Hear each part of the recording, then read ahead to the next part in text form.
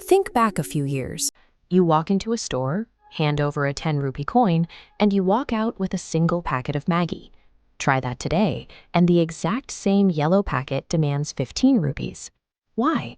The recipe is identical, the portion size is exactly the same. Did the noodles become magical? Did Nestle suddenly start using gold? No, the physical object itself is entirely unchanged.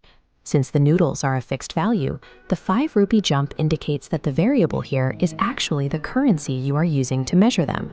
In 2015, a single 100 rupee note could comfortably extract 10 packets of Maggi from the economy. Today, that exact same note only pulls 6. Economists call this purchasing power. Your actual wealth is not the number printed on the paper, it is the physical volume of goods that paper allows you to acquire from the world. But human psychology creates a blind spot.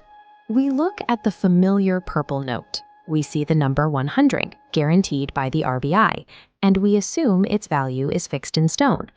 Inflation is rarely the story of everyday items suddenly gaining value.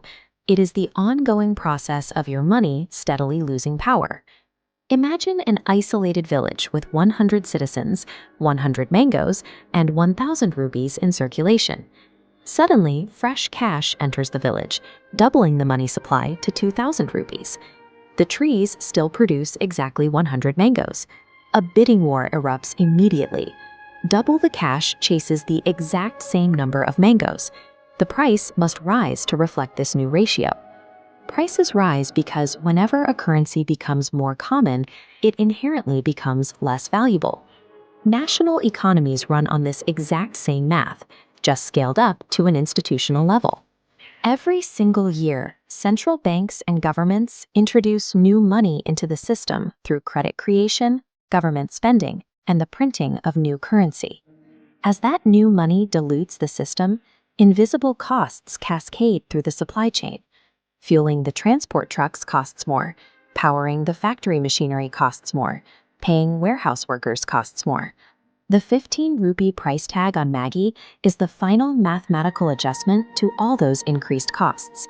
That extra 5 rupees is the physical evidence of a diluted national currency finally reaching the end of the supply chain and hitting your pocket. This dynamic operates as a silent tax.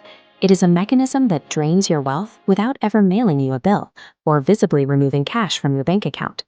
Saving your raw cash over time is completely identical to storing water in a bucket with a microscopic invisible leak.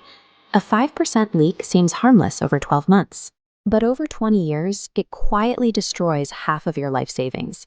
In an economic system designed to constantly expand its money supply, holding on to raw cash guarantees you will become poorer over time.